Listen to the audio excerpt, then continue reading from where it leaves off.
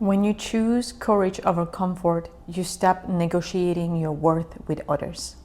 Brené Brown. There comes a moment on the self-mastery path where you realize that constantly trying to keep everyone happy is actually destroying you.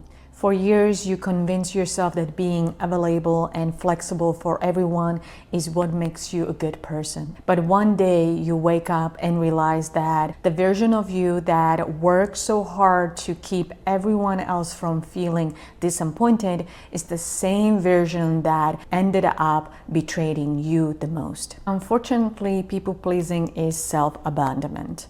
We learn to people-please because once upon a time, our safety depended on being agreeable. And if you grow up in environments where love felt conditional, where approval felt like acceptance, and where emotional stability came from never being the problem, your nervous system learned that validation equals survival, and so you adapted. You became who they needed you to be and not who you truly are. And I know this intimately because I lived as a people pleaser for decades. When I was a hairdresser for 25 years, my entire identity was built around keeping everyone happy. And I thought that this will make me successful in this world. So every client, every appointment, every session basically were built around don't upset them, don't disappoint them, and don't make any waves. I poured endlessly into everyone else, and I did not even recognize that I had slowly become a different person. I was emotionally and spiritually exhausted. I was lacking boundaries, and because I was constantly giving and managing everyone else's comfort, I was not even asking myself what I truly needed. And this is the danger of people-pleasing because it dissolves your identity in slow motion. And in this video, I'm going to break this down on 3 levels. What people-pleasing actually is from a psychological point of view and why we do it, where this pattern originates and how it becomes part of our identity, and how to stop doing it so you can reclaim your inner authority, because people-pleasing is not your personality. It is survival response, and once you understand the mechanism of it, you can gain the power to break it and change it. So let's dive in. Okay, so let's start with what people-pleasing actually is. From a psychological point of view, people-pleasing is behavioral adaptation, a survival-based strategy your nervous system learned early on.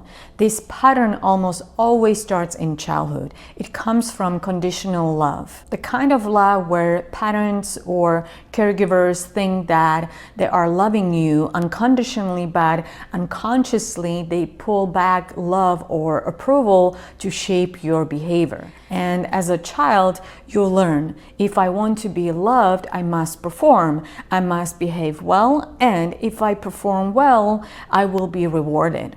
So as the child, you adapt and you become a chameleon, molding yourself to survive, to be accepted, and to feel safe.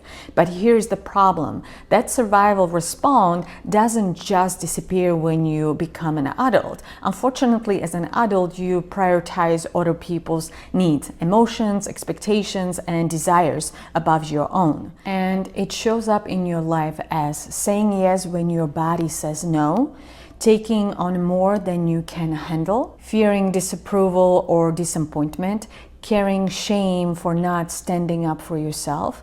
At the core of all this is a deeply ingrained subconscious belief, I don't matter. And until that belief is challenged, it will quietly run your decisions and where your energy is going. At first, it doesn't even feel like a problem. It feels kind, it feels generous, and people see you as being a good person. But over time, you will find yourself exhausted, resentful, and you will slowly betray yourself. So people-pleasing is not just a bad habit, it directly impacts your emotional well-being, your happiness, your identity, your nervous system, and your sense of self. This is why it feels so draining. But the good news is people-pleasing is a learned behavior, and like anything learned, it can be unlearned as well. So you can break the pattern, you can reclaim where your energy is wasted, and you can start living for yourself and not for everyone else. Remember, your happiness, your fulfillment, and your authenticity matters. It is your time to stop people-pleasing and start living. And here is how. Step 1, self-awareness. You cannot change what you don't notice. And in this first step, I am encouraging you to start paying attention and start observing. Journal the moments when you said yes and when your body really wanted to say no. Write down when it happened, what triggered it, and how you feel before, during, and after. And most importantly, why you said yes. Over time, you will start to see patterns, triggers, and your automatic responses that will allow you to see yourself the way you have not seen yourself before. So it will be a new experience for you as you deepen your awareness. So be gentle with yourself and don't try to punish yourself for not seeing it before. Step 2, boundaries. People pleasers often forget about boundaries. Some people would even say that have a good and strong boundaries is being selfish. But healthy boundaries is not a bad thing. It is actually your superpower. Having healthy boundaries isn't just something you create for the people you interact with, but it is something you create for yourself too. So let me explain this. When you start working on your boundaries, you are challenged to look at your values and what truly matters to you, what you stand for, and what you are no longer willing to accept.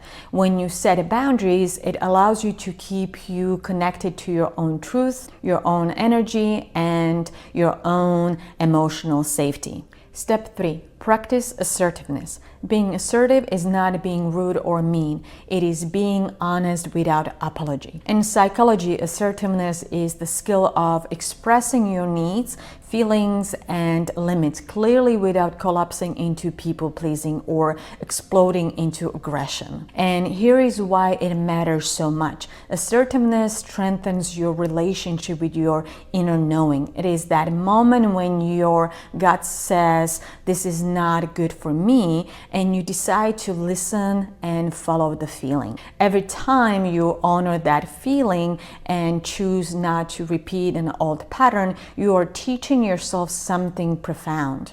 And that is that you can change, you can choose differently, and that your life shifts the moment you trust yourself enough to say no to the things that are not good for you any longer. Step 4, support. You don't have to do this alone. You can tell a trusted friend, partner, or mentor that you are working on this pattern. Their support will help you stay grounded and firm while you practice these new ways of showing up. You either walk inside your story and own it, or you stand outside your story and hustle for your worthiness. So remember, people-pleasing is not who you are. It is not your true self. It is something you learn to survive. Your environment shaped it, your childhood created it, and now you get to unlearn it. You get to decide who you are today. You get to choose your energy, your boundaries, your truth, and you get to step into your authentic power unapologetically. Brené Brown said, daring to set boundaries is about having the courage to love ourselves, even when we risk disappointing others. So if this message spoke to you and you want to know more about boundaries, self-mastery, and reclaiming your energy, subscribe to my channel and hit the notification bell.